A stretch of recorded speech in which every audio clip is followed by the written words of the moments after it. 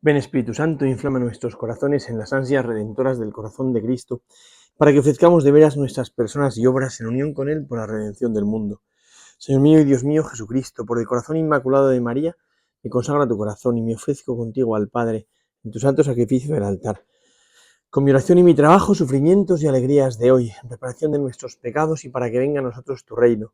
Te pido en especial por el Papa y sus intenciones, por nuestro obispo y sus intenciones, por nuestro párroco y sus intenciones. Oh Señora mía, oh Madre mía, yo me ofrezco del todo a ti, y en prueba de mi filial afecto te consagro en este día mis ojos, mis oídos, mi lengua y mi corazón. En una palabra, todo mi ser, ya que soy todo tuyo. Oh Madre de bondad, guárdame y defiéndeme como cosa y posesión tuya. Amén. Nuestra Señora de los Apóstoles ruega por nosotros.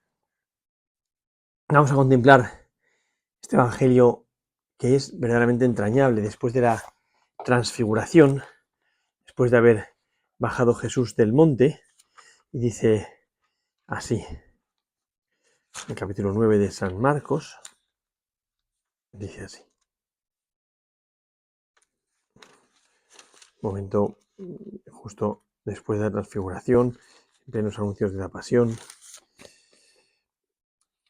dice, al bajar junto a los discípulos, vio a mucha gente que los rodeaba y a unos escribas que discutían con ellos. Toda la gente al verle quedó sorprendida y corrieron a saludarle. Él les preguntó, ¿de qué discutíais con ellos? Uno de entre la gente le respondió, Maestro, te he traído a mi hijo, que tiene un espíritu mudo, y donde quiera que se apodera de él, lo derriba, le hace echar espumarajos, rechinar los dientes y lo deja rígido. He dicho a tus discípulos que lo expulsaran, pero no han podido. Él les responde, oh generación incrédula, ¿hasta cuándo estaré con vosotros? ¿Hasta cuándo habré de soportaros? Traédmelo. Y se lo trajeron. Apenas el espíritu vio a Jesús, agitó violentamente al muchacho y cayendo en tierra se revolcaba echando espumarajos. Entonces él preguntó a su padre, ¿cuánto tiempo hace que le viene sucediendo esto?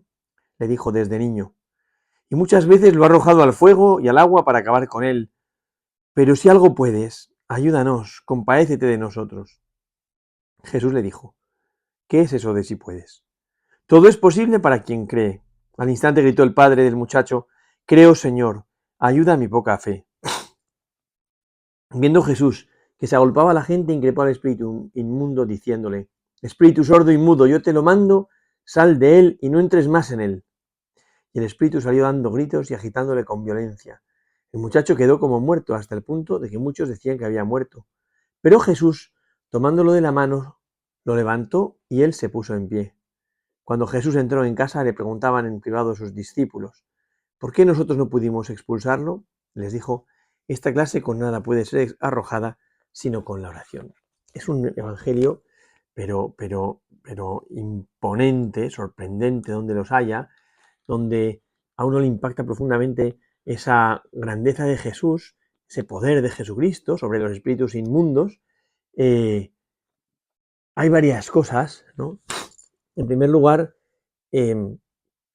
pues este bajar Jesús del monte, y cuando baja Jesús del monte se encuentra con el follón que hay ahí montado, ¿no? Porque se ha agolpado la gente en torno a los discípulos, a los 8 que quedan, a los 9 que quedan, ¿no? Jesús ha subido con Pedro, Santiago y Juan, no lo olvidemos, ¿no? Y se ha montado un lío, se ha montado un buen lío, porque este pobre padre desesperado intentaba que los discípulos curasen a su hijo, pero ahí se iba montando un tumulto porque nada podían hacer y porque, pues poco a poco me imagino que pensarían que es un impostor, o que son unos impostores todos, porque saltan a los discípulos y ellos no pueden hacer nada, los discípulos se ponían tensos y dirían, mira, es que el maestro no está, se ha subido al monte, y se va generando pues una cierta angustia, un cierto problema, precisamente porque no pueden hacer nada, ¿no? La gente los rodea y se sorprendieron, ¿no? Y entonces Jesús les pregunta, ¿de qué discutíais? ¿No? ¿De qué discutíais? Se empieza a montar tumulto, ¿de qué discutíais?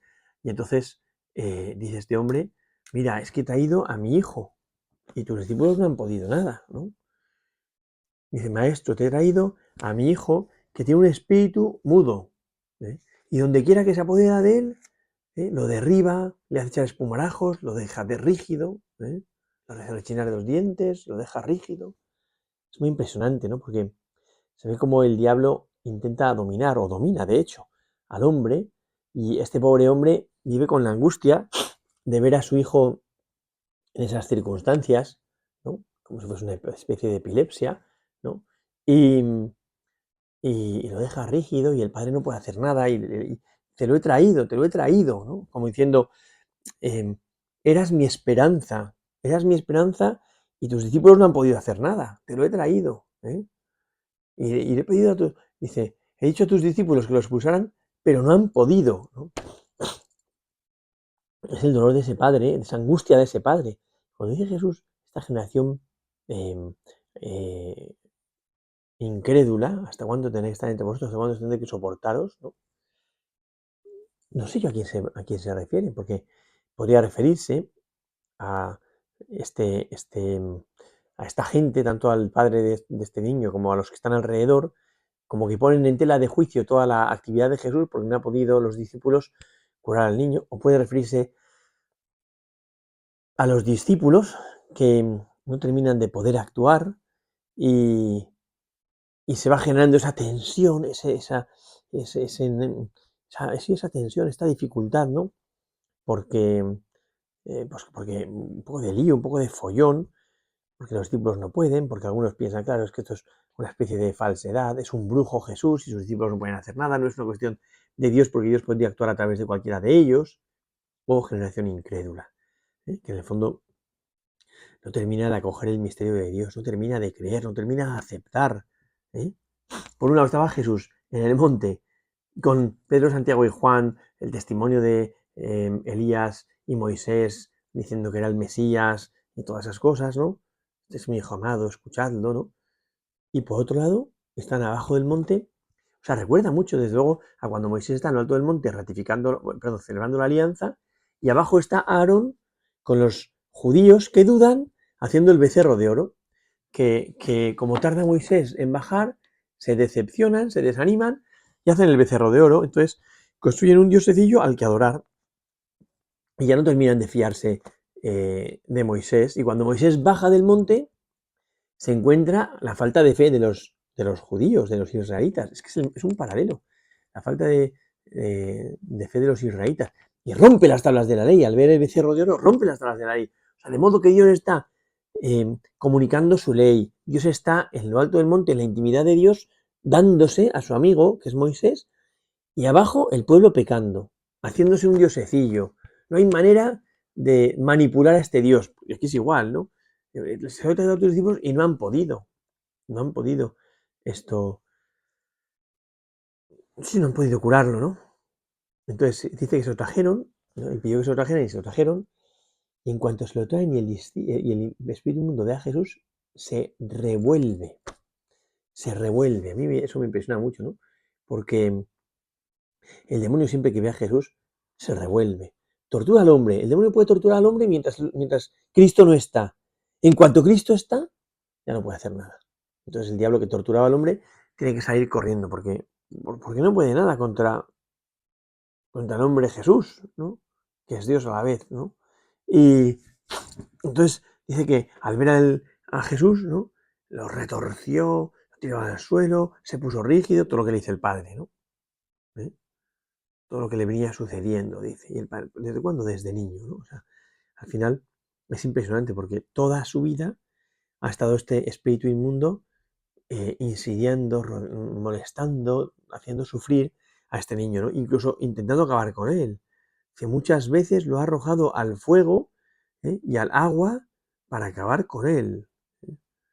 Pero para acabar con él, o sea, el demonio, pues no le impresiona mucho porque el demonio no tiene ninguna piedad con el hombre, porque el hombre le importa un pimiento, porque lo único que busca es herir a Dios y si para eso tiene que torturar al hombre lentamente, pues lo hará. Sea niño, sea mayor, sea adulto, sea joven, sea hombre, sea mujer, da igual. Porque lo único que busca es hacer daño a Dios. Es más, cuanto más frágil sea y más morbosa sea la tortura, para el diablo mejor, porque hace sufrir más a Dios. Si se puede decir así, ¿no? El caso es que Este hombre a la desesperada le dice esa frase a Jesús que le hace saltar como un resorte, ¿no? Porque dice, si algo puedes, compadécete de nosotros, ¿no? Dice, eh, pero si algo puedes, ayúdanos, compadécete de nosotros. Y Jesús, ¿cómo que si puedo? ¿Qué es eso de si puedes? ¿No? Es muy bonito porque el hombre está como abandonándose en Dios, en Jesús, ha venido pues de donde sea, trayendo al niño para quedarse con Jesús, para soltárselo a Jesús, para que Jesús pueda hacer algo, está como abandonado y de repente dice, si algo puedes, y Jesús dice, ¿cómo que si algo puedes? ¿En condicional? ¿No lo crees que pueda? ¿No crees que puedo? ¿No? Si algo puedes, ayúdanos, compadécete de nosotros, ¿no? Y después de Jesús decir eso, ¿cómo que sí puedo? Todo es posible para el que tiene fe. Esta frase, que se la dice Jesús al padre de el endemoniado epiléptico a mí me parece que es de una fuerza, de un poder imponente. ¿eh?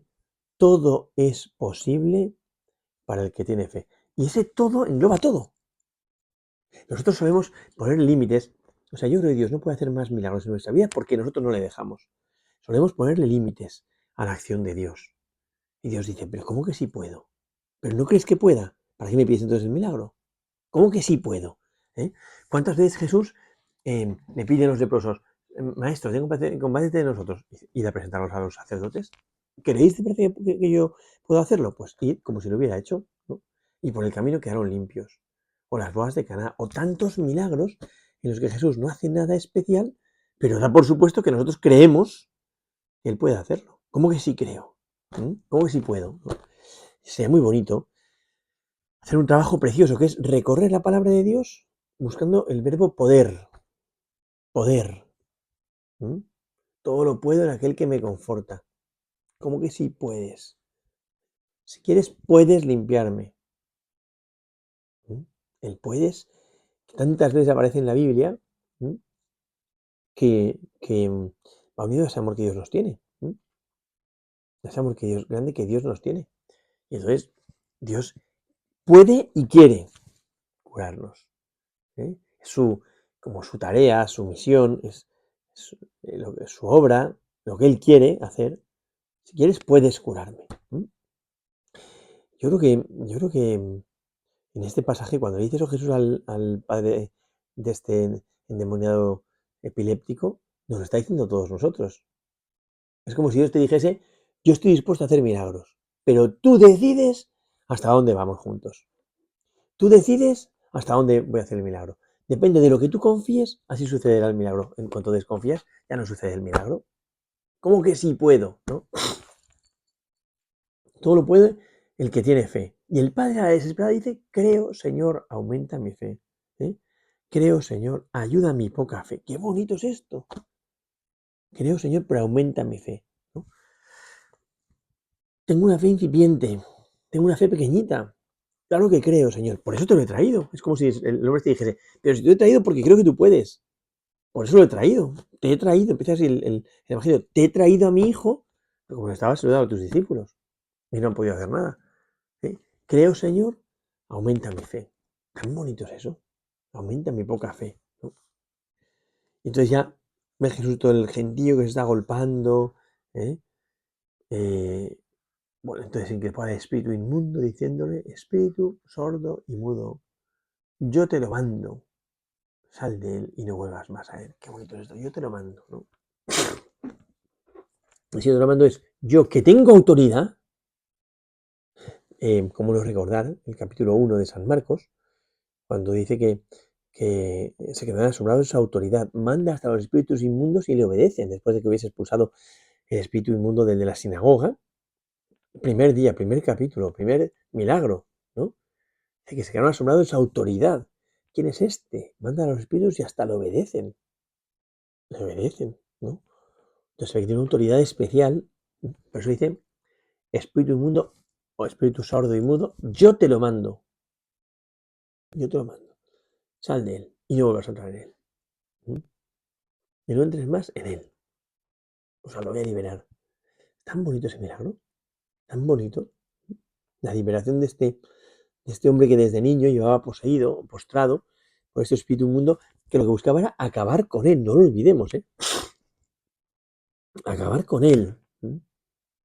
Y que el espíritu inmundo que insidiaba, que rodeaba, que tenía atenazado al niño, que ya era un joven, al padre le hace sufrir, le hace sufrir.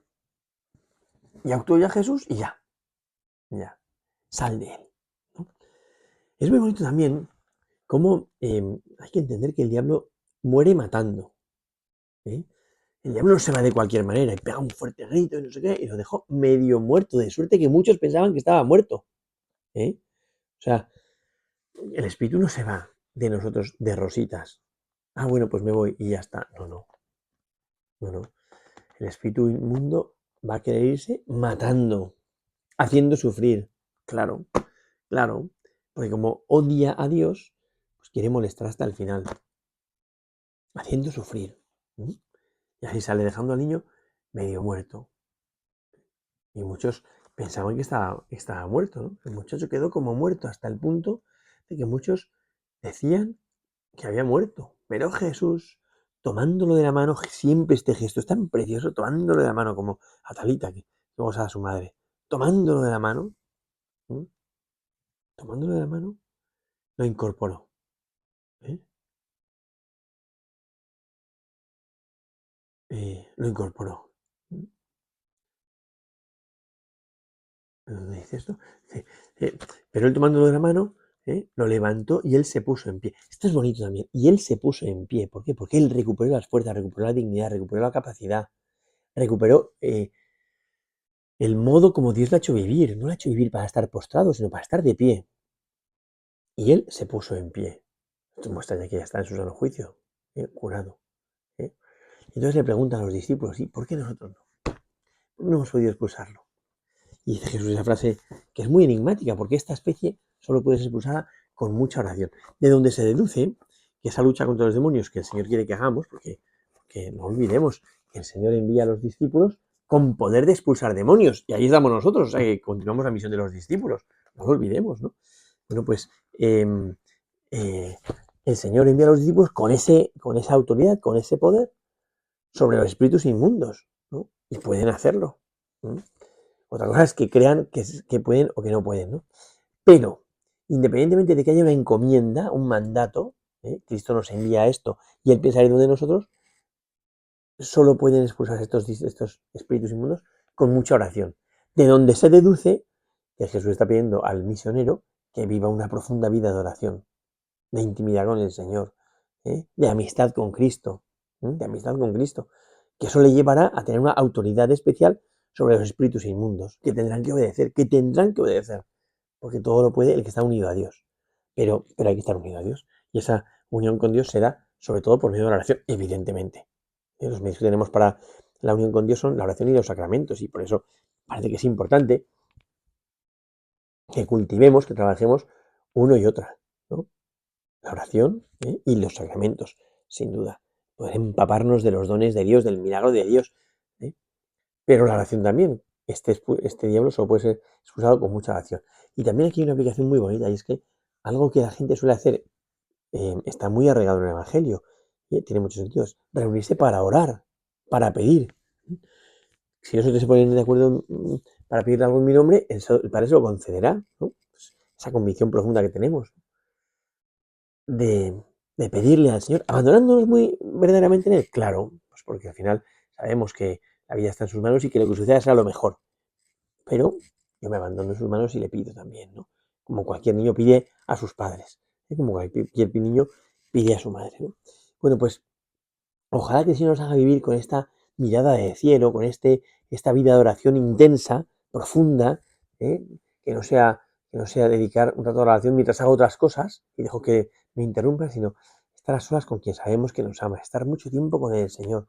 Y en ese tiempo con el Señor, la vida se va sintonizando, la vida se va uniendo, nos vamos contaminando o contagiando de la actitud del corazón de Cristo y de la vida del corazón de Cristo. Y luego nos llevará eso pues a poder trabajar en el apostolado siendo testigos de una vida que está dentro de nosotros y que es mucho más fuerte que nosotros, que es la vida de Dios en nosotros. Bueno, pues que nos lo conceda el Señor, vivir así, con ese ese sentido de lucha, de batalla, para lo cual tenemos que estar preparados por medio de una intensa vida de amistad con el Señor en la oración. Gloria al Padre, al Hijo y al Espíritu Santo, como era en el principio, ahora y siempre, por los siglos de los siglos. Amén.